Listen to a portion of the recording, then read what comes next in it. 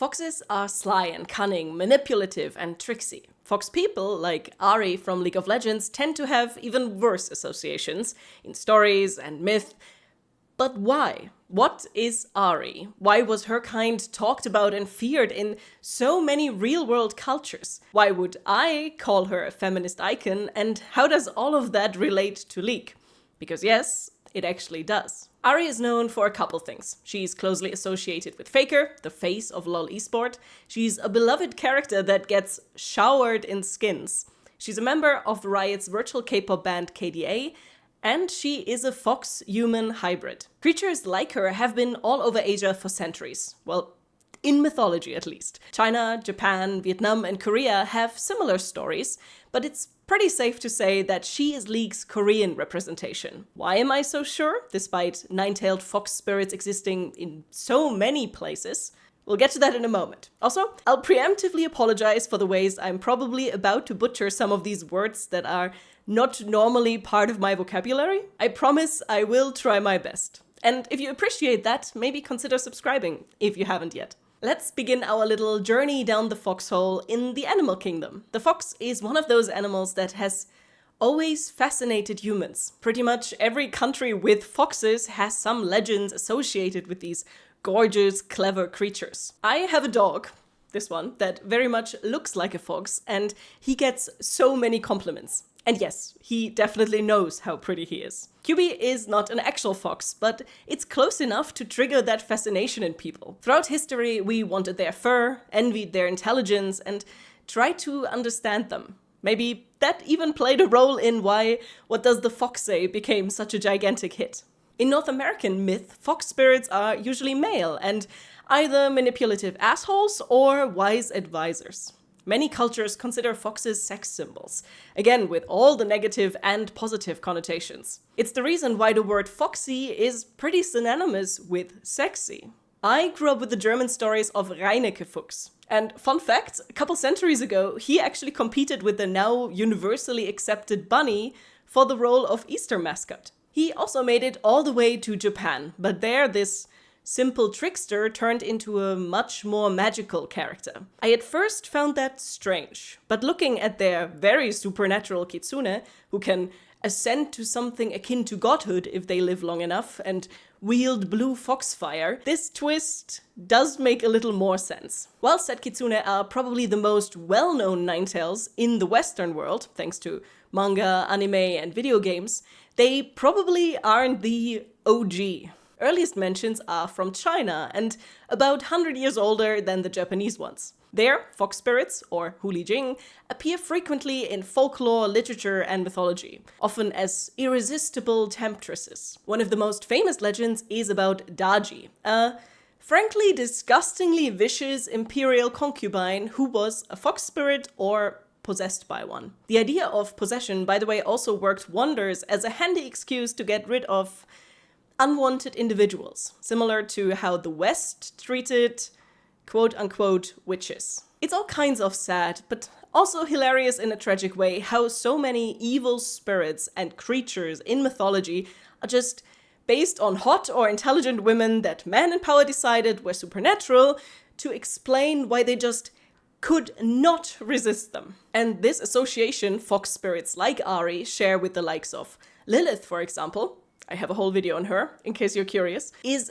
actually the reason why I have decided to consider Ahri a feminist icon, flipping the script on her origin story being so unfairly used to insult and condemn many women. And not even only in the past. For example, home-wrecking women in China still get called hulijing. Don't get me wrong, that is horrendous behavior, but the train of thought just sucks. One popular theory says that the name kitsune comes from ki-su-ne, which roughly translates to come and sleep with me. I somehow doubt Riot's thoughts when creating Ahri really went this deep. But she still became both gunner bait and a really cool female character many women adore. Like many fox myths, she teeters on this edge between positive and negative. And I just made the choice to embrace her as an icon for all the women that were harmed by these stories in the past. And I'm, by the way, not the first person to think in this direction. Some Chinese brothels and prostitutes supposedly reclaimed the negative fox association and twisted it in their favor, praying to fox spirits and shrines for lasting beauty and protection. Among all the variations of the nine-tailed fox, the most powerful fox spirit, the Japanese Kyubi no Kitsune is probably the most neutral to positive depiction. And yes, I did name my dog after this one.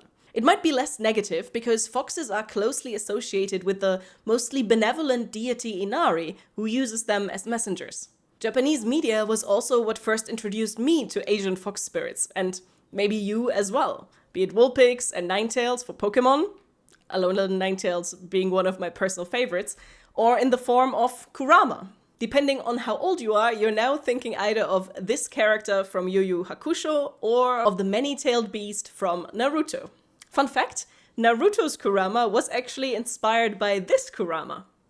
And Godzilla. There are also not one, not two, but 3 different Kyubi in Yokai Watch. You fight a 9-tailed fox boss in Okami. Smite lets you play as their interpretation of the terrifying Daji I mentioned earlier. And League of Legends obviously has Ahri. Inuyasha offers a different take on a kitsune in the form of the adorable boy Shippo. And the popularity of Digimon like Renamon and Cubimon beautifully proves the point that humanity just can't resist a cool fox. Something a bit different that I only realized while researching for this video, there even is a Ninetales in Sonic. You might know this guy, Tails. But the really interesting part is that there is an alternative universe, evilish version of him that added 7 mechanical tails to his 2 biological ones.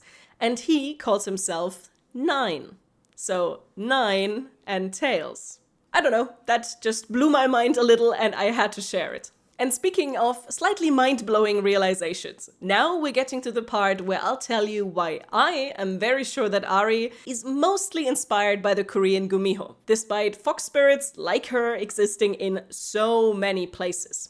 And it's all about her orb, ball thing and how she uses it. Ancient Korean texts actually mention nice, helpful Gumiho. There are even stories where it's wicked humans that trick them. But at some point, without a clear reason, that narrative changed and Gumiho turned into self-centered creatures who feast on humans to become stronger. If they manage to resist these urges for 1,000 years, or if they absorb 1,000 souls, they supposedly become human. Which honestly makes it sound a bit like they have to choose between a pacifist and genocide run in Undertale, both coming with their own unique set of challenges. While the Kitsune and Hulijing have their own version of important artifacts, Ahri's weapon of choice most resembles the Gumiho's so-called fox marble. It's their tool to absorb energy from humans in an act very similar to kissing. The ball is transferred from mouth to mouth and then recalled when enough life essence has been collected. And now let's take a closer look at Ahri's abilities.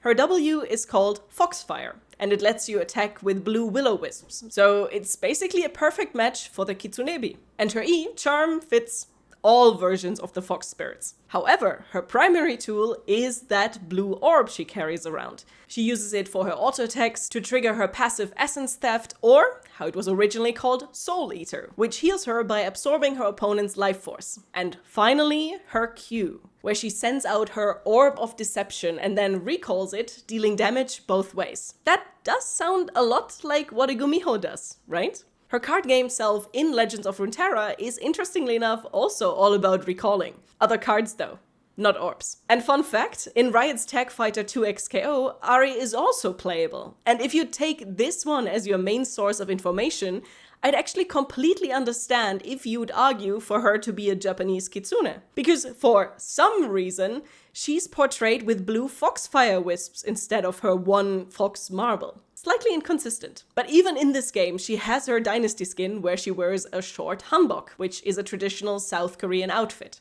Said skin was released alongside Ahri to commemorate the launch of the Korean servers of League of Legends. China got Wukong, Brazil got the River Sprite skin for Nami, and a bit more out there, the Cosmic Reaver Kassadin skin was created to celebrate the Oceanic server. His recall actually shows the Southern Cross, a star constellation closely associated with the region. Did you know that? If you're still not convinced of Ahri's Gumiho roots, how about this? Korean players actually voted on her name, choosing Ahri, which translates to beautiful or lovely. Riot then went ahead and added the H. Funnily enough, I actually know a couple of Ahris, and all of them are male. It does, for example, also mean lion in Hebrew and eagle in Old Norse, so it's really no wonder that it's pretty popular. Leek's Ahri would probably be popular even with a different name. She is fun to play, has interesting real-world origins, many cool skins, and a lot of lore. In the game universe, she's obviously neither Korean nor Gumiho. She is from Ionia, Runeterra's equivalent of Asia. And then she's also a Vastaya, a race of human-animal hybrids ranging from people with minimal animal features, making them conventionally attractive, how lucky for the skin cells, to outright animal walking on two legs. Her backstory is really interesting and quite tragic, to be honest. She accidentally kills her human lover and spends a lot of time coming to terms with her more monstrous instincts, while also trying to figure out more about her people. I originally thought that I'd end up talking way more about her lore in this video, when the idea for it first crossed my mind, but now I honestly don't think that belongs here, because it wouldn't really answer any of the questions I asked at the beginning. Ahri is a cool character in the game world, and I highly recommend you check out her short stories or maybe even play Ruined King to learn more about that side of her. But she mostly fascinates me because of everything else. The duality of her reception and how it mirrors how fox spirits were perceived. Desired and admired, but also hated and ridiculed. I'm a big nerd when it comes to mythology, and I knew a lot of what I talked about today already, but I still learned some new things, and especially the similarities between how Western witches and many supposed fox spirits were treated makes me appreciate Ahri a little more. Skins like the Spirit Blossom Springs one would have only made me roll my eyes before, and the price for the After Hour version will always be ridiculous. But I very much like the idea of flipping the script from considering her gooner bait to letting Ahri be a strong woman who just does and wears whatever she pleases, no matter what anyone says. And now, I'll go and figure out where I can watch the K-drama My Roommate is a Gumiho, which is about a female student who accidentally swallowed a male fox spirit's marble, and now they have to live together and figure out how to fix it. I found that show while looking up stuff for this video, and it just sounds like a perfect watch for a rainy day. And looking out of my window, the weather seems to be cooperating. I also stumbled upon the fact that Chinese mythology has 9-tailed turtles as well. Didn't know that. Did you know that?